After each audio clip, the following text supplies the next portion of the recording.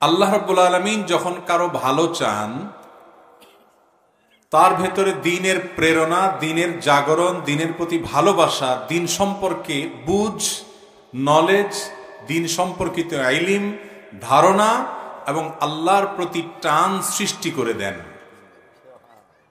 আল্লাহর কোরআনের প্রতি, আল্লাহর নবীর সুন্নাহর প্রতি টান এবং আকর্ষণ আল্লাহই সৃষ্টি করে দেন।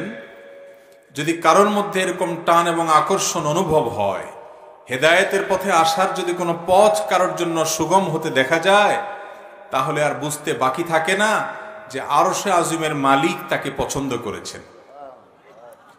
তো আমরা যারা এখানে এসেছি, দুনিয়াবি কোনো উদ্দেশ্য আমাদের আছে? আল্লাহ রাব্বুল আলামিন আমাদের এই আশাকে, বসাকে, শোনাকে, বলাকে, এই আয়োজনকে, যে যেভাবে আয়োজনের সাথে আমরা সম্পৃক্ত হয়েছি, সবাইকে আল্লাহ তাআলা কবুল এবং মঞ্জুর ফরমান, আমিন। সম্মানিত উপস্থিতি, গভীর রাত পর্যন্ত মাহফিল যেন না হয়, সেজন্য আমরা মানুষকে বোঝানোর চেষ্টা করি। যদিও সব জায়গায় আমল করা সম্ভব হয় না, মানুষ সব সময় বোঝেন না। আজকের এই মাহফিল অন্তত আমরা খুব গভীর রাত পর্যন্ত নেব না ইনশাআল্লাহ। ইতিপূর্বে আলহামদুলিল্লাহ দুইজন আলেমে দ্বীন আলোকপাত করে ফেলেছেন। আমি খুব বেশি কথা বলবো না। কোরআন এবং হাদিসের আলোকে সুন্নাতে রাসূল আঁকড়ে ধরার গুরুত্ব নিয়ে কয়েকটি কথা বলে, এরপর আপনাদের করা বিভিন্ন প্রশ্নের কোরআন এবং হাদিসের আলোকে জবাব দেওয়ার চেষ্টা করব। ওমা তৌফিক ইল্লা বিল্লাহ। মুহতারাম হাজরিন, আল্লাহ রাব্বুল আলামিন আমাদেরকে যে দ্বীন দিয়েছেন, যে ইসলাম দিয়েছেন, এই ইসলাম এর এক কথায় যদি কেউ ব্যাখ্যা করতে চায় ইসলামটা কি, তাহলে বলতে হবে সরলভাবে, ইসলাম হলো কোরআন এবং সুন্নাহকে অনুকরণ করে চলার অপর নাম। কোরআন এবং সুন্নাহকে অনুসরণ করা, মেনে চলার অপর নাম হলো কি? ইসলাম। মুসলমান বলা হয় ওই ব্যক্তিদেরকে যারা আল্লাহ রাব্বুল আলামিনের আদেশ নিষেধগুলোকে নবী করিম সাল্লাল্লাহু আলাইহি সাল্লামের ব্যাখ্যা, বিশ্লেষণ, তার বাতানো পথ পদ্ধতি এবং তার হাদি অনুপাতে, তার পথ নির্দেশ অনুপাতে গ্রহণ করে, তাদেরকে বলা হয় কি? মুসলমান। কোরআন আমাদের সামনে আল্লাহ রাব্বুল আলামিন নাজিল করেছেন।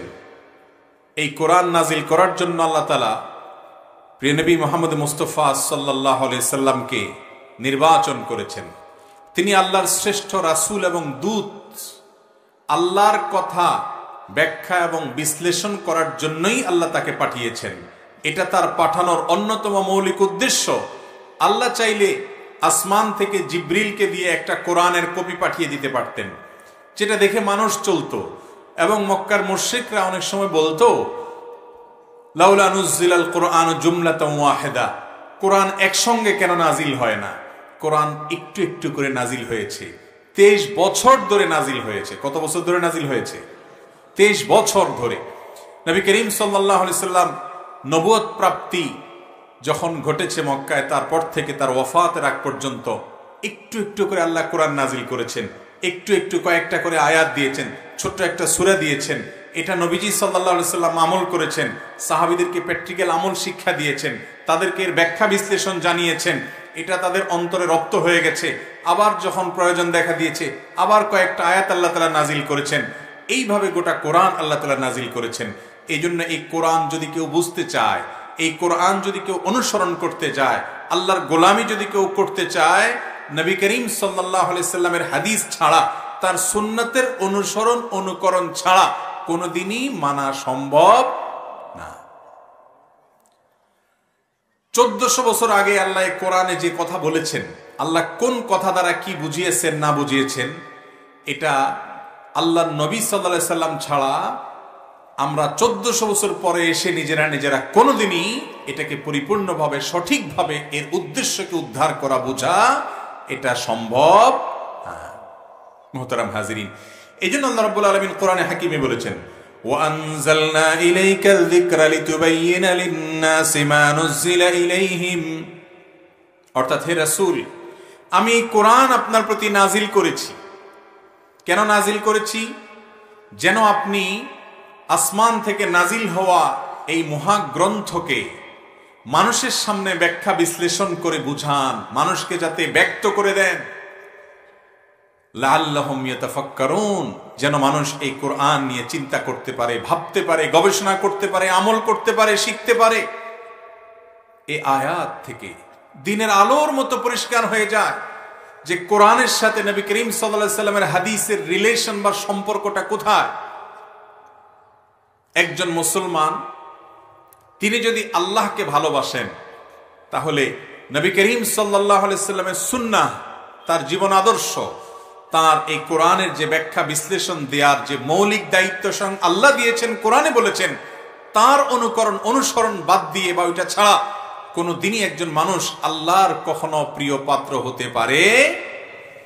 আল্লাহ তাআলা কোরআনে কারীমে বলেছেন, কুল ইন কুনতুম তুহিব্বুনাল্লাহা ফাত্তাবিউনি ইউহিব্বুকুমুল্লাহ ওয়া ইয়াগফির লাকুম যুনুবাকুম। হে রাসূল, আপনি বলে দিন মানুষদেরকে, তোমরা যদি আল্লাহকে ভালোবাসো তাহলে অনুসরণ করতে হবে আমাকে, অর্থাৎ মুহাম্মদ সাল্লাল্লাহু আলাইহি ওয়াসাল্লামকে।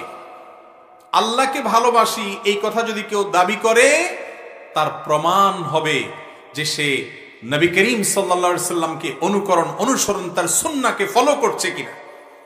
নবীজি সাল্লাল্লাহু আলাইহি সাল্লামের সুন্নাহর অনুসরণ নাই, সে কখনো মুখে দাবি করলেও আল্লাহ রাব্বুল আলামিনের ভালোবাসার সত্যিকারের দাবিদার হতে পারবে না। আল্লাহ রাব্বুল আলামিন কোরআনে হাকিমে আরো বলেছেন, فآمنوا بالله ورسوله النبي الأمي الذي يؤمن بالله وملائكته واتبعوه لعلكم تهتدون। যার অর্থ হলো,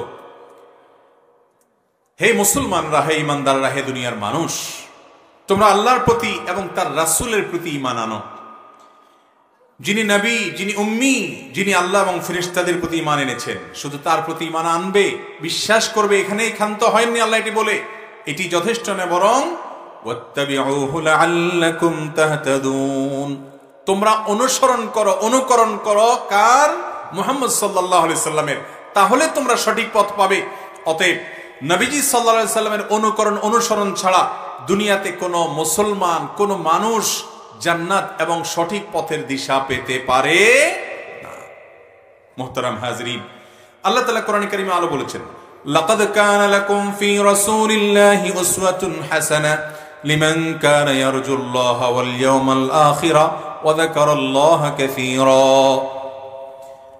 যারা আল্লাহর প্রতি ঈমান আনে, আখিরাতের প্রতি ঈমান এনেছে এবং আল্লাহকে অনেক বেশি স্মরণ করে, এই ঈমানদারদের জন্য আল্লাহর রাসূলের জীবনীতে মুহাম্মদ সাল্লাল্লাহু আলাইহি সাল্লামের আদর্শ এবং জীবন ইতিহাস, তার জীবন দর্শন, জীবন আদর্শ, তার সুন্নাতের মধ্যে সর্বোত্তম মডেল আছে। অতএব কেউ যদি মডেল ফলো করতে চায়, সুন্নাতে রাসূল বা নবী করিম সাল্লাল্লাহু আলাইহি সাল্লামের হাদিসের তার সুন্নাতকে খুঁজে খুঁজে কিভাবে তিনি কোন কাজটি করতেন, কিভাবে তিনি সালাত আদায় করতেন, কিভাবে তিনি সিয়াম পালন করতেন, কিভাবে তিনি উযু করতেন, কিভাবে তিনি উঠা বসা করতেন, কিভাবে তিনি খাওয়া দাওয়া করতেন, কিভাবে তিনি কথাবার্তা বলতেন, কিভাবে তিনি কোন ইবাদত করতেন, সকল ইবাদতে মুহাম্মদ সাল্লাল্লাহু আলাইহি সাল্লামের পদ্ধতি যে ব্যক্তি খুঁজবে, ওই ব্যক্তি একমাত্র সফলকাম হবে। তার জন্য রয়েছে সর্বোত্তম আদর্শ নবী করিম সাল্লাল্লাহু আলাইহি সাল্লামের সুন্নাহ এবং তার জীবন দর্শন। আল্লাহ রাব্বুল আলামিন আরো বলেছেন, ফালইয়াহযারিল্লাযীনা ইউখালিফুনা আন আমরিহি আন তুসিবাহুম ফিতনাহ আও ইউসিবাহুম আযাবুন আলীম। যারা নবী করিম সাল্লাল্লাহু আলাইহি সাল্লামের বিরুদ্ধে আচরণ করে, তার পদ্ধতির অনুকরণ করে না, তারা যেন সাবধান থাকে যে দুনিয়াতে তাদেরকে ফিতনা গ্রাস করবে। ইসলাম অনুসরণের নাম দিয়ে তারা ইসলামের বাইরে চলে যাবে, কোরআন অনুসরণ করার চেষ্টা করবে, কিন্তু তাদের অগোচরে তারা কোরআন থেকে সরে যাবে, তারা ইসলামের উপরে থাকতে পারবে না। আজ আমাদের অনেক ভাই আছে এমন, অনেক বোন আছেন এমন, যারা কোরআন অনুসরণের নাম দিয়ে শুধুমাত্র তারা কোরআনের আয়াত খোঁজেন। তারা বলেন হাদিসের ব্যাপারে সন্দেহ আছে, নাউজুবিল্লাহ। তারা হাদিসের সংকলন নিয়ে নানা রকমের উদ্ভট প্রশ্ন তুলে, কিভাবে হাদিস সংকলন হয়েছে, কিভাবে হাদিস সংরক্ষিত হয়েছে, মুহাদ্দিসরা সেজন্য কি করেছেন, কত সহস্র সহস্র পৃষ্ঠা রচিত হয়েছে, কত হাজার লাখ মানুষের জীবন সংরক্ষিত হয়েছে। রিজাল শাস্ত্র সম্পর্কে ধারণা নাই, জারাহ তানকিদ সম্পর্কে, জারাহ সম্পর্কে, তাদিল সম্পর্কে ধারণা নাই। রিজাল শাস্ত্রের শত শত সহস্র ভলিউমের অগণিত গ্রন্থ রচনা করেছেন মুহাদ্দিসগণ, শুধু হাদিসে নববীর শুদ্ধ নিরূপণ করবার জন্য সে সম্পর্কে ধারণা নাই। এই মানুষগুলো আজকাল অনেকে আছে, দেখবেন যে না কোরআনই যথেষ্ট, হাদিসের মধ্যে নানা রকমের অসুবিধা আছে। এই মূর্খতা সুলভ কথা যারা বলে তাদের সম্পর্কে আল্লাহ রাব্বুল আলামিন বলেছেন তারা যেন সতর্ক থাকে। তারা এই ইসলাম অনুসরণের হয়তো সৎ উদ্দেশ্য তাদের আছে, কিন্তু এই শুধু কোরআনকে মানলেই চলবে এই কথা যারা বলবে, নবী সাল্লাল্লাহু আলাইহি সাল্লামের বিরুদ্ধাচরণ যারা করবে, তাদেরকে দুনিয়াতে ফিতনা পেয়ে বসবে। তারা ফিতনার গর্তে পা দিয়ে হারিয়ে যাবে ইসলাম থেকে, এবং আখিরাতে তাদের জন্য যন্ত্রণাদায়ক শাস্তি আল্লাহ তাআলা রেখেছেন। কোরআনে কারীমকে সারা পৃথিবীতে সবচেয়ে সুন্দর করে যারা ব্যাখ্যা করেছেন, সারা বিশ্বের ইতিহাসে সকল মুসলিম আহলুস সুন্নাহ জামাতের কাছে সবচেয়ে সমাদৃত যে সকল তাফসীর গ্রন্থগুলো আছে, এর মধ্যে থেকে তাফসীর ইবনে কাসীর অন্যতম। এই তাফসীর ইবনে কাসীরে ইমাম ইবনে কাসীর রাহিমাহুল্লাহ এই আয়াতের ব্যাখ্যায় বলেছেন যে এখানে আল্লাহ রাব্বুল আলামিন নবী করিম সাল্লাল্লাহু আলাইহি সাল্লামের নির্দেশের বিরুদ্ধাচরণ করা বলতে বুঝিয়েছেন তার পথের, তার মতের, তার পদ্ধতির, তার সুন্নতের, তার শরীয়তের। অতএব নবী করিম সাল্লাল্লাহু আলাইহি সাল্লাম হলেন আল্লাহর পক্ষ থেকে দেওয়া মডেল। এই মডেলের সাথে আপনার ইবাদত বন্দেগী যদি মিলে আল্লাহর কাছে গ্রহণযোগ্য হবে, আর যদি না মিলে সেটা গ্রহণযোগ্য হবে না। মুহতারাম হাজিরিন, আমরা অনেক সময় দেখি দর্জি দোকানে কেউ যখন জামা বানাইতে দেয় তখন একটা জামা দিয়ে বলে দেয় যে হুবহু এই জামাটাতে যে যে মাপ আছে একই মাপে একই আপনার সাইজ অনুযায়ী আপনি জামাটা তৈরি করে দিবেন। দর্জি সাহেব যদি ওই জামার সাথে একেবারে পরিপূর্ণভাবে মিল রেখে হাতার সাইজ, ঝুল, তারপরে আপনার এটার যে বডির সাইজ সবকিছু যদি ওই জামার সাথে মিল করে করতে পারেন, তাহলে অবশ্যই যিনি জামা বানাতে দিয়েছেন তিনি খুশি হবেন, তিনি তার অর্ডারে সন্তুষ্ট হবেন, তাকে উপযুক্ত পারিশ্রমিক দিবেন।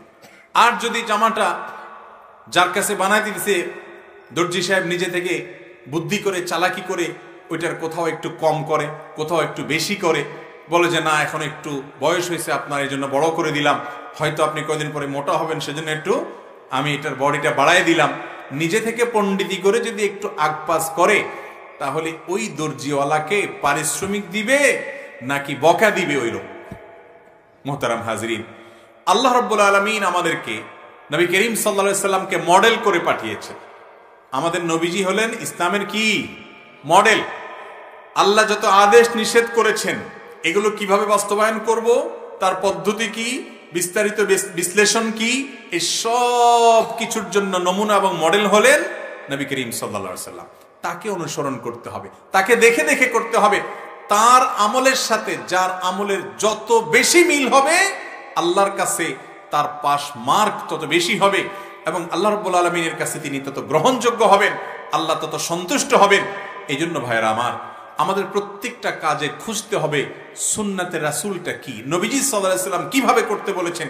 তিনি বলেছেন আমার আর যুক্তি তর্ক সেখানে খোঁজার দরকার নাই। মুহতারাম হাজরিন, কোরআনে কারিমে আল্লাহ তাআলা বহু জায়গায় আল্লাহর অনুসরণ করার কথা বলে আবার রাসূল অনুসরণ করার কথা বলেছেন। আতিউল্লাহ ওয়া আতিউর রাসূল। আল্লাহ রাব্বুল আলামিন বলেছেন মাইয়ুতি'আর রাসূল ফাকাদ আতা আল্লাহ, যে ব্যক্তি রাসূলের আনুগত্য করবে সে আল্লাহরই আনুগত্য করলো। আল্লাহ বলেছেন মা ইয়ানতিকু আনিল হাওয়া, তিনি মন থেকে কিছুই বলেন না। ইন হুয়া ইল্লা ওয়াহয়ুন ইউহা, তিনি যা বলেন তা ওহী, আল্লাহর পক্ষ থেকে আসে, নাজিল হয়। অতএব নবীজি সাল্লাল্লাহু আলাইহি সাল্লাম মন গড়া কোনো কিছু বলতেন না। আল্লাহ রাব্বুল আলামিন তাকে কন্ট্রোল করতেন, তাকে নিয়ন্ত্রণ করতেন। বিধায় নবী করিম সাল্লাল্লাহু আলাইহি সাল্লামের অনুকরণ অনুসরণ ছাড়া কেউ খাঁটি মুসলমান হওয়া তো দূরের কথা, ইসলামের মূল পথেই কোনোদিন থাকতে পারবে না। এই জন্য আমাদেরকে সুন্নাত খুঁজে খুঁজে চলতে হবে। আমি একটা ইবাদত করবো, আমি দেখবো আমার নবীজি কিভাবে করেছে, নবীজি সাল্লাল্লাহু আলাইহি সাল্লামের হাদিসে কিভাবে উল্লেখ আছে সেটা জানার চেষ্টা করব। নবীজির হাদিসের বিরুদ্ধাচরণ করা, তার সুন্নাতের বিরুদ্ধাচরণ করা কপাল পোড়া হওয়া লক্ষণ, দুনিয়াতে ফিতনায় পড়ার লক্ষণ, আখিরাত ধ্বংসের লক্ষণ। ভাইরা আমার, নবী করিম সাল্লাল্লাহু আলাইহি সাল্লাম তাকে আল্লাহ তাআলা ওহীর মাধ্যমে জানিয়েছেন কিয়ামতের আগে কিছু মুসলমান আসবে দুনিয়াতে, যারা নিজেদেরকে মুসলমান মনে করবে এবং তারা বলবে, আরামের চেয়ারে বসে বসে বলবে আমরা কিতাবের মধ্যে, আল্লাহর কিতাবের মধ্যে, কোরআনের মধ্যে যেটাকে হালাল পেয়েছি সেটাকে হালাল জানবো, এখানে যেটাকে হারাম পেয়েছি সেটাকে হারাম জানবো, বাস এটাই শেষ। রাসূলের হাদিস তারা গ্রহণ করবে না এবং সেটাকে তারা তাচ্ছিল্য ভরে উড়িয়ে দিবে যে আমরা শুধু এটাকেই যথেষ্ট মনে করছি। রাসূল সাল্লাল্লাহু আলাইহি ওয়াসাল্লামের হাদিসের আবার প্রয়োজন কি? নবী করিম সাল্লাল্লাহু আলাইহি ওয়াসাল্লাম ভবিষ্যৎবাণী করেছেন এমন একটা সময় আসবে, আজ আমাদের দেশে সেটি চলে এসেছে ভাই। বহু মানুষ বহু জায়গায় এরকম হয়। অনেক বড় বড় সিনিয়র সিটিজেন, দেশের গুরুত্বপূর্ণ ব্যক্তিত্ব দেখি যে আমাদেরকে ফোন করে বলে যে, এক ভাই তো আমাকে ফোন করে বলেন যে ভাই আমি কোরআনরে খুব ভালোবাসি, 7-8 বার কোরআন আগাগোড়া বুঝে আমি পড়েছি মাশাআল্লাহ, কিন্তু হাদিসটা আমার ভালো লাগে না। তাহলে আমি তাকে প্রশ্ন করলাম, ভাই আপনি যে কোরআন পেয়েছেন এটা কিভাবে পেয়েছেন, কোত্থেকে পেয়েছেন? এই কোরআন যে পাইপলাইন দিয়ে এসেছে, এই কোরআন যে পথ দিয়ে এসেছে, সে একই পথ দিয়ে নবী করিম সাল্লাল্লাহু আলাইহি ওয়াসাল্লামের হাদিসও এসেছে। হাদিসের যে মহা বিশাল বড় ভান্ডার আছে, এই ভান্ডারগুলো থেকে নবী করিম সাল্লাল্লাহু আলাইহি ওয়াসাল্লামের হাদিসের নামে কোনো জাল কথা আছে কিনা এটাকে পরখ করবার জন্য যে চালনি বানানো হয়েছে মুহাদ্দিসদের তরফ থেকে, একটি দুটি নয়, শত শত চালনি সেখানে স্থাপন করা হয়েছে। কিভাবে সেটাকে চালা হয়েছে, কিভাবে সেটাকে সেখান থেকে বিশুদ্ধ হাদিসগুলোকে বের করা হয়েছে, মুহাদ্দিসদের কি অবদান ছিল, এবং এটা আল্লাহ তাআলার অলৌকিকত্ব। নবী করিম সাল্লাল্লাহু আলাইহি ওয়াসাল্লামের হাদিসের মুজিজা, এটি নবীজি সাল্লাল্লাহু আলাইহি ওয়াসাল্লামের মুজিজা বলতে পারেন, যে তার হাদিসকে সংরক্ষণ আল্লাহ রাব্বুল আলামিন করেছেন আল্লাহর এই সমস্ত প্রিয় বান্দারকে দিয়ে।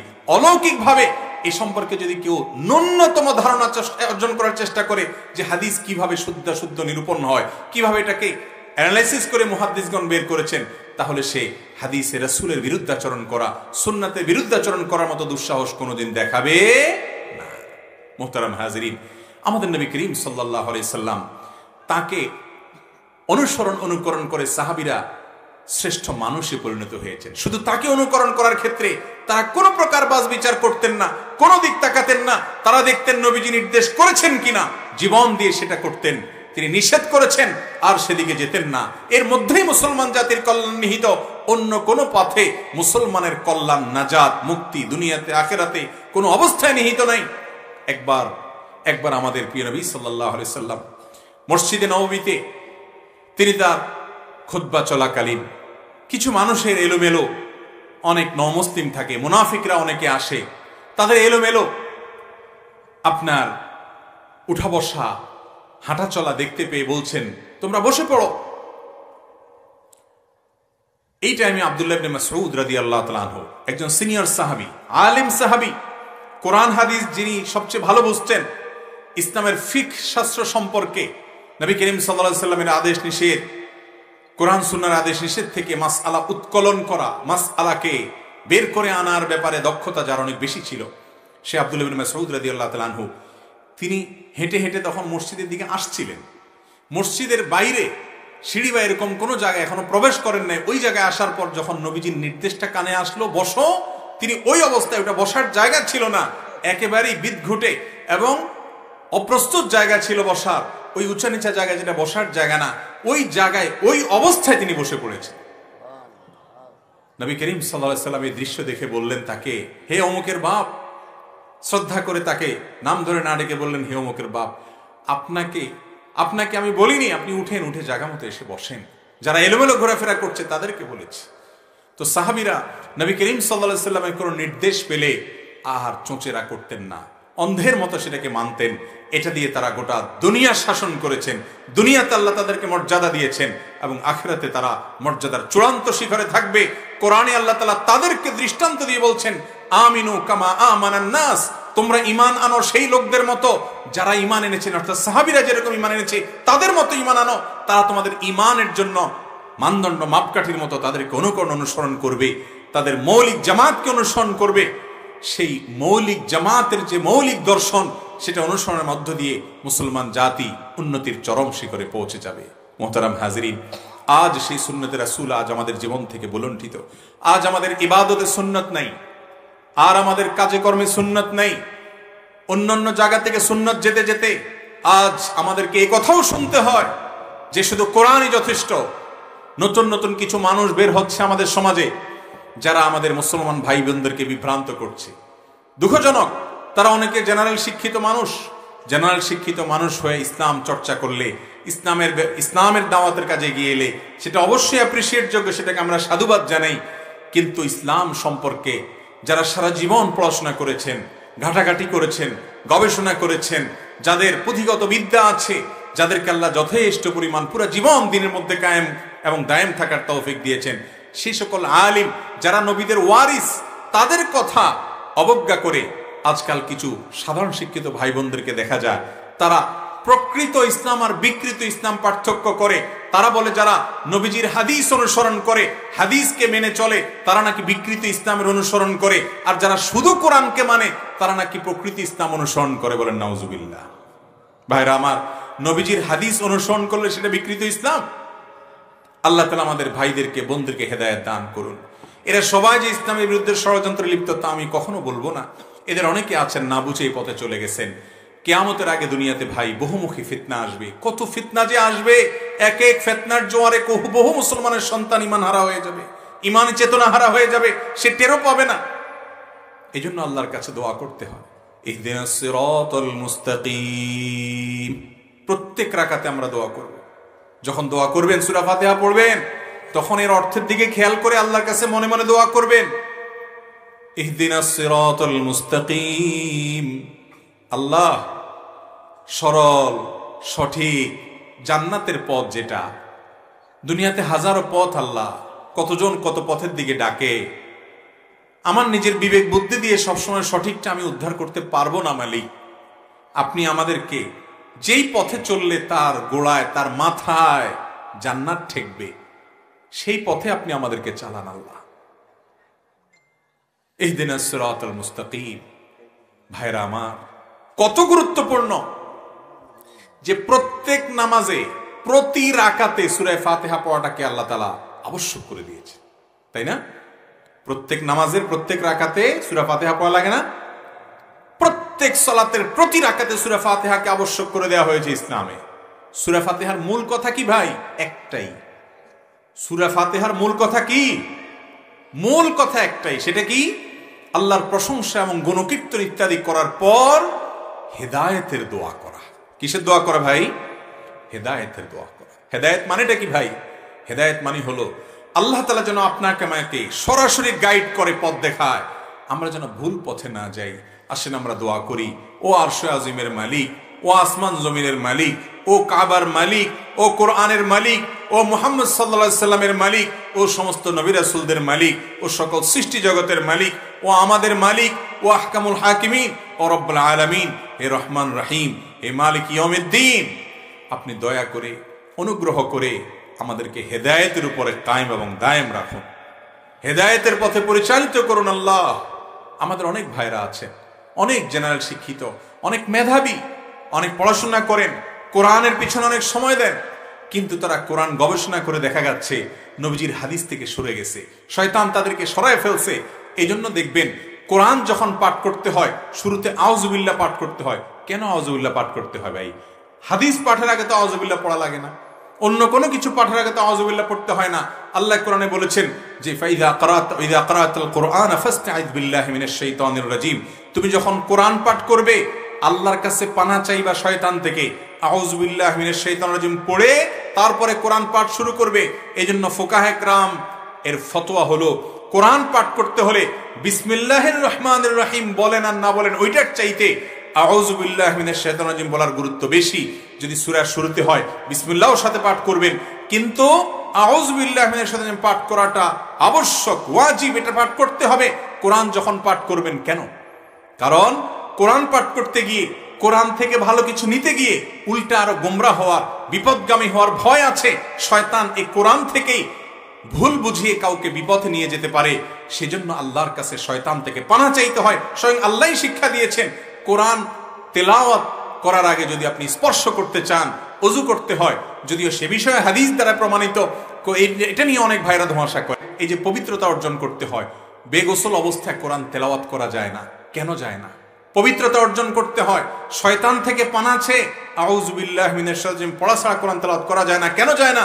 কারণ আল্লাহ জানেন যে এই কোরআন এটা মহাগ্রন্থ, এটা থেকে যদি শয়তান কাউকে শয়তানি করতে চায়, তো এই কোরআন গবেষণার নাম দিয়ে অনেক মানুষকে সুপথ থেকে সরায় দিবে।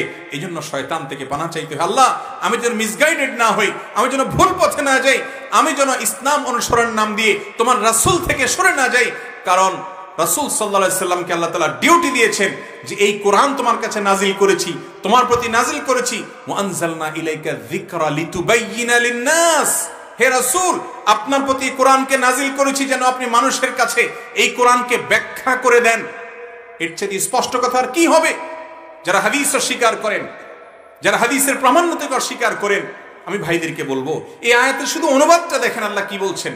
ওয়া আনজালনা ইলাইকা যিকরা, হে রাসূল আপনার প্রতি আমি কোরআন নাজিল করেছি কেন? লিতুবাইয়িনা লিন-নাসি মা নুজিলা ইলাইহিম, যে কোরআন নাজিল করা হয়েছে এই কোরআন যেন মানুষকে আপনি ব্যাখ্যা করে দিতে পারেন। তাহলে নবীজি ব্যাখ্যা করে দেওয়ার দায়িত্ব আল্লাহ তাআলা দিয়েছেন, আর আপনি বলবেন যে না তার ব্যাখ্যা লাগবে না, আমরা নিজেরা নিজেরা কোরআন বুঝবো। এর চাইতে বড় পথভ্রষ্টতা, এর চাইতে বড় গোমরাহি আল্লাহর জমিনে আর কি হতে পারে? আল্লাহ তাআলা আমাদের সবাইকে এই সমস্ত গোমরাহি থেকে বেঁচে থাকার তৌফিক নসিব করো। প্রত্যেকটা কাজে সুন্নাহকে অনুসরণ করবো তো ইনশাআল্লাহ। ভাইরা আমার, নবী করিম সাল্লাল্লাহু আলাইহি সাল্লামকে আল্লাহ তাআলা কেন পাঠিয়েছেন? তাকে মডেল করে পাঠিয়েছেন, তাকে আদর্শ করে পাঠিয়েছেন। তিনি আমাদের মডেল, তাকে দেখে দেখে আমাদের চলতে হবে। যদি তাকে অনুসরণ করা না লাগতো তাহলে আল্লাহ তাআলা আসমান থেকে কিতাব পাঠিয়ে দিলেন, ওটাই যথেষ্ট হতো। নবীকে দিয়ে আস্তে আস্তে সেটা ব্যাখ্যা কেন দেওয়ালেন? যদি কোরআন বোঝার জন্য তথাকথিত কোরআন গবেষকদের শরণাপন্ন হতে হয়, তাহলে এর চাইতে বড় হাস্যকর জিনিস কি আছে? এই কোরআন যার প্রতি নাজিল হয়েছে তিনি বুঝেন না, আপনারা বুঝেছেন, আপনাদের ব্যাখ্যা নিতে হবে মুহাম্মদ সাল্লাল্লাহু আলাইহি ওয়াসাল্লামের ব্যাখ্যা বাদ দিয়ে। কিয়ামতের আলামত সমূহের মধ্যে থেকে একটি। আমাদের অনেক শিক্ষিত ভাইরা, অনেক শিক্ষিত বোনরা আজ এই ফাঁদে পা দিচ্ছেন। আমরা ইনশাআল্লাহ এক সময় দীর্ঘভাবে কোরআনের পাশাপাশি হাদিস কিভাবে ইসলামের প্রামাণ্য দলিল এবং কিভাবে এটি সংকলন হয়ে এসেছে, এই সংকলনের যে বিশাল বড় বর্ণনা ধারাবাহিকতা, সেগুলো এক সময় ইনশাআল্লাহ আমরা আলোকপাত করব। আজকে একটা হাদিস এর অনুবাদ করে আমি শেষ করতে চাই। নবী করিম সাল্লাল্লাহু আলাইহি সাল্লামের জীবনের শেষের দিকে আবেগঘন একটা পরিবেশে তিনি একটা ভাষণ দিয়েছেন। ভাই, মানুষ যখন দুনিয়া থেকে চলে যায়, নিজের কাছের মানুষ, আপনজন, প্রিয়জন, ছেলে মেয়েদেরকে ডেকে আদর করে জীবনের সবচেয়ে গুরুত্বপূর্ণ উপদেশগুলো করে, ঠিক না? ঠিক আমাদের নবী করিম সাল্লাল্লাহু আলাইহি সাল্লাম ঠিক এরকম একটা বার, বরং একাধিকবার তার জীবনের শেষের দিকে এসে যে কথাগুলো বারবার জীবনে বলতেন, সেগুলোকে একটু বিশেষ গুরুত্বের সাথে বলেছেন। এবং তিনি বলেছেন লোকদেরকে লক্ষ্য করে, ওসিকুম বিতাকওয়াল্লাহ ওয়াসসামঈ ওয়াত-তাআহ, আমি তোমাদেরকে আল্লাহর তাকওয়া অর্জন করার জন্য ওসিয়ত করছি। নবীজি বলছেন আমি তোমাদেরকে ওসিয়ত করছি তোমরা তাকওয়া অর্জন করো, আল্লাহর ভয় অন্তরে জায়গা দাও, জাগ্রত করো। কোন একটা খারাপ কাজ করবেন, আল্লাহর ভয় মনে আসতে হবে যে কেউ দেখছে না, যিনি দেখার তিনি ঠিকই দেখছেন। অতএব মুসলমান কেউ দেখুক বা না দেখুক, সর্বাবস্থায় আল্লাহর ভয় অন্তরে জাগ্রত রেখে সেই কারণে অন্যায় থেকে নিজেকে বাঁচাবে। এটা হলো আমাদের মূল চালিকা শক্তি, আল্লাহর ভয়, তাকওয়া। এটা যদি কারোর অন্তরে থাকে, ওই ব্যক্তিকে মনিটরিং করার জন্য পৃথিবীর কোনো সিসিটিভি ক্যামেরার প্রয়োজন হবে না, কোনো সিস্টেমের প্রয়োজন হবে না। ওই ব্যক্তি নিজেই নিজের মনিটর করবে। খোদ আল্লাহ রাব্বুল আলামিন তাকে পর্যবেক্ষণ করছেন, এই বিশ্বাস, ইয়াকিন তার আছে। আল্লাহ সব দেখেন, বসীর, তিনি সবকিছু দেখতে পান। এই বিশ্বাস থাকার কারণে ঈমানদার আল্লাহর ভয় অন্তরে লালন করবে। এই জন্য ভাইরা আমার, যার ভিতরে তাকওয়া আছে সে সবচেয়ে বড় মুসলমান, তার আর কিচ্ছুর দরকার নাই। এই জন্য নবীজি প্রথম উপদেশ দিয়েছেন, উসিকুম বিতাকওয়াল্লাহ, ও দুনিয়ার মানুষ তোমাদেরকে আমি ওসিয়ত করছি আল্লাহর ভয় এবং তাকওয়া অন্তরে জায়গা দাও। এটা যদি তোমার ভিতরে চলে আসে, তোমার চেয়ে ভালো মানুষ আর কেউ হবে না। তুমি সব সময় ভালো পথে চলবে, খারাপ পথ থেকে বেঁচে থাকবে। তোমার মন তোমাকে বাধা দিবে যে কেউ না দেখলেও আল্লাহ ঠিকই দেখছেন এবং তিনি ঠিকই আমাকে পাকড়াও করবেন। সেই ভয়ে আমি ফিরে আসলাম। এই জন্য তাকওয়া অর্জন করতে ওসিয়ত করেছেন, ওয়াসসামঈ ওয়াত-তাআহ, এবং তিনি আরো ওসিয়ত করেছেন আমরা যেন আমাদের যারা দায়িত্বশীল থাকবেন, আমাদের যারা আমির থাকবেন, আমরা যাদের অধীনে থাকব, যে লোকগুলোকে আল্লাহ তাআলা আমাদের উপরে কর্তৃত্ব দিয়েছেন, সেই আমির, দায়িত্বশীল নেতৃত্বদের অনুকরণ করব। ইসলাম আমাদেরকে শৃঙ্খলা শিখায়। আপনি একটা অফিসে চাকরি করেন, আপনি একটা কোম্পানিতে কাজ করেন, আপনি একটা এলাকায় বসবাস করেন, এখানে একটা শৃঙ্খলা আছে। কোরআন হাদিস বিরোধী যদি কিছু না থাকে তার মধ্যে, তাহলে সে শৃঙ্খলা মেনে চলবেন, আনুগত্য করবেন, কথা শুনবেন, আপনার একজন উপরস্থ ব্যক্তি আছেন তাকে মেনে চলবেন, সন্তান তার বাবাকে শুনবে, স্ত্রী তার স্বামীকে আনুগত্য করবে, বড়র আনুগত্য ছোট করবে, এভাবে একজন আরেকজনকে আনুগত্য করে চলবে, বিশেষ করে আমিরের আনুগত্য করবে। যদিও সে আমির কোনো ইথিওপিয়ান হয়, কোনো নিগ্রো মানুষ হয়, এমন কোনো কেউ হয় যে তিনি চামড়ায় গায়ে কালো নিগ্রো হয়, তারপরও তাকে অনুসরণ করবে। তাকে দেখতে যদি কুৎসিত হয় তারপরও তাকে অনুসরণ করবে, কারণ যিনি দায়িত্বশীল তার অনুসরণ করার মধ্যে সওয়াব রয়েছে, আল্লাহ সন্তুষ্টি রয়েছে, পৃথিবী শান্তি শৃঙ্খলার সাথে পরিচালিত হবে। এই জন্য নবীজি সে ওসিয়ত করেছেন। তিনি আরো বলেছেন, ফাইন্নাহু মাইয়াইশ মিনকুম বাদি, আমার পরে দুনিয়াতে তোমরা যারা বেঁচে থাকবা, এটা হলো মূল পয়েন্ট। তোমরা যারা আমার পরে দুনিয়াতে আসবা, নবীজি বলছেন আমার পরে যারা বেঁচে থাকবা এবং দুনিয়াতে পরে যারা আসবে বেঁচে থাকবে, ফাসায়ার ইখতিলাফান কাসীরা, তারা দেখবে ইসলামের নামে নানান মত, এক একজন এক এক কথা বলবে। তোমরা তখন কি করবে? ফালাইকুম বিসুন্নতি ওয়া সুন্নাতিল খুলাফাইর রাশিদিনিল মাহদিয়িন, তখন তোমরা আমার সুন্নতকে আঁকড়ে ধরবে যে নবীজি কোনটা করছেন, উনি কোনটা বলছেন, এটা খুঁজে বেড়াবে, হাদিস খুঁজবে, সুন্নাহ খুঁজবে। ওয়া সুন্নাতিল খুলাফাইর রাশিদিনিল মাহদিয়িন, খুলাফায়ে রাশেদা আবু বকর, ওমর, ওসমান, আলী কি করেছেন এটা খুঁজবে। শুধু খুঁজবেই না, এগুলোকে আঁকড়ে ধরবে। তামাসসাকু বিহা ওয়া আদ্দু আলাইহা বিন নওয়াজিস, যখন ফিতনা সংকুল সময় আসবে, নানানজন নানা কথা বলবে, আপনি দিশেহারা হয়ে যাবে, ফিতনা সংকুল সময় আসবে, তখন আপনার কাজ হবে যে আল্লাহ রাসূল সাল্লাল্লাহু আলাইহি ওয়াসাল্লামের হাদিসকে আপনি আঁকড়ে ধরবেন, মজবুত করে ধরবেন। ওয়া আদ্দু আলাইহা বিন নওয়াজিস, তোমরা তখন মাড়ির দাঁত দিয়ে যেরকম কামড়ে ধরে মানুষ কোনো কিছুকে ছাড়তে না চাইলে, সেই রকম করে হাদিসকে আঁকড়ে ধরবে। ঝড় যখন আসে, কেউ যদি নদীতে ডুবন্ত অবস্থায় থাকে, একটা কলা গাছও যদি পায়, একটা যদি কোনো কিছু পায়, তখন সে সেটাকে আঁকড়ে ধরে। ঝড় যত জোরে আসে সে আরো তত জোরে আঁকড়ে ধরে, ঢেউ যত জোরে আসে সে আরো তত জোরে আঁকড়ে ধরে। ফিতনা যত বাড়বে সুন্নতে রাসূলকে তত জোরে সোরে আঁকড়ে ধরতে হবে। ফিতনা যত বৃদ্ধি পাবে সুন্নতকে তত বুকের সাথে পাজাকলে করে নিতে হবে। আমি সুন্নত ছাড়া কিছু জানি না, যেটুকু করব আমল সুন্নত অনুযায়ী করব, নবীজি সাল্লাল্লাহু আলাইহি ওয়াসাল্লাম বাতানো পদ্ধতি অনুযায়ী চলব, অন্য কোনো পথে চলব না। আজ সুন্নত থেকে আমাকে সরাবার জন্য, মুসলমান জাতিকে সরাবার জন্য নানামুখী ষড়যন্ত্র চলছে। কারণ ইসলামের এই যে কোরআন এবং সুন্নাহ, এই দুটার একটা থেকে সরালে অর্ধেক থেকে সরানো হয়ে যায়। ইসলাম অনুসরণ সে করছে কোরআন অনুসরণ করার মাধ্যমে, এই বিভ্রান্তির মধ্যে থেকে নিজের অজান্তে ইসলাম থেকে বের হয়ে যায়। ভাইরা আমার, এই নিয়ে ঘন্টাকে ঘন্টা কথা বললে শেষ হবে না। আমরা ইতি টানতে চাই, আমাদেরকে অনুসরণ করতে হবে কোরআন এবং সুন্নাহ। আল্লাহ তাআলা আমাদের সবাইকে আমল করার তৌফিক দান করুন। সহিহ মুসলিমের হাদিসে বর্ণিত হয়েছে, নবী করিম সাল্লাল্লাহু আলাইহি সাল্লাম যখন খুতবা দিতেন জুমা ঈদে, তার খুতবার একটি ভাষ্য ছিল, ফাহসানাল হাদিস কিতাবুল্লাহ, দুনিয়ার সবচেয়ে শ্রেষ্ঠ কথা, শ্রেষ্ঠ হাদিস হলো আল্লাহর কিতাব। এটাকেও হাদিস বলা হয়েছে, এটা হলো সবচেয়ে শ্রেষ্ঠ হাদিস, শ্রেষ্ঠ কথা। ওয়া আহসানাল হাদি হাদিয়ু মুহাম্মাদিন সাল্লাল্লাহু আলাইহি ওয়াসাল্লাম, আর দুনিয়ার সবচাইতে শ্রেষ্ঠ জীবন দর্শন, আদর্শ, ব্যাখ্যা, অনুকরণীয় দৃষ্টান্ত হলো মুহাম্মদ সাল্লাল্লাহু আলাইহি সাল্লামের জীবন দর্শন, তার সুন্নাত, তার হাদিস। এটা নবীজি সাল্লাল্লাহু আলাইহি সাল্লাম বিভিন্ন খুতবায় বলতেন। অতএব আমরা সুন্নতে রাসূলকে আঁকড়ে ধরার চেষ্টা করব তো ইনশাআল্লাহ। কোনো কিছু নিয়ে যখন আমাদের মধ্যে গন্ডগোল দেখা দিবে, তখন আল্লাহই কোরআনে বলেছেন, তোমরা তখন দেখবে রাসূল কি বলেছেন, তিনি কি করেছেন, তার হাদিসে কি আছে, সুন্নাতে কি আছে, সাল্লাল্লাহু আলাইহি ওয়াসাল্লাম। সবাই সুন্নতে রাসূলকে আঁকড়ে ধরার চেষ্টা করব তো ইনশাআল্লাহ। যেটুকু আমল করবেন ভাইয়েরা, বাবারা, ওইটুকু খুঁজবেন যে হাদিসে কি আছে, আমার নবীজি কি করেছেন, আমার নবীজি কি করেছেন জানার চেষ্টা করবেন। যদি কোরআন হাদিসের আলোকে আপনি নবীজির জীবন দর্শনটা খুঁজে পান, কোনো আলিম আপনাকে দেখাতে পারেন, কোনো কিতাব থেকে আপনি পেয়ে যান, আপনি নিশ্চিন্ত হয়ে সেটার উপর আমল করেন। হাদিস সংকলন নিয়ে, হাদিসের সংরক্ষণ নিয়ে, হাদিসের প্রামাণ্যতা নিয়ে যারা আজ প্রশ্ন তোলে, এরা নবী করিম সাল্লাল্লাহু আলাইহি সাল্লামের সেই ভবিষ্যৎবাণীর আলোকে গুমরাহ এবং পথভ্রষ্ট ফিরকা আজ বাংলাদেশের আনাচে কানাচে এরকম মানুষ ছড়িয়ে পড়েছে। আমাদেরকে সাবধান হতে হবে। আল্লাহ তাআলা আমাদেরকে ইসলামের অনুসারী হিসেবে, আল্লাহর গোলাম হিসেবে, আল্লাহর বান্দা হিসেবে কোরআন এবং হাদিসের অনুসরণ অনুকরণ করে আমাদের ইসলামটাকে সুন্দর করার সৌন্দর্যমণ্ডিত করার তৌফিক দান করুন বলুন আমি। ভাইরা আমার, কবরে আমাদেরকে জিজ্ঞাসা করা হবে তোমাদের আল্লাহ কে, তোমার রব কে, তোমার নবী কে। নবী সম্পর্কে আলাদা প্রশ্ন হবে। নবীজির দুশ্মনী করলে, তার হাদিসের বিরোধিতা করলে, তার সুন্নত এবং আদর্শকে অবজ্ঞা করলে সে কখনো নবী সাল্লাল্লাহু আলাইহি সাল্লামের মুহাব্বতের দাবিদার হতে পারে না, তার অনুসারী হতে পারে না, সে কখনো সঠিক উত্তর দিতে পারবে না।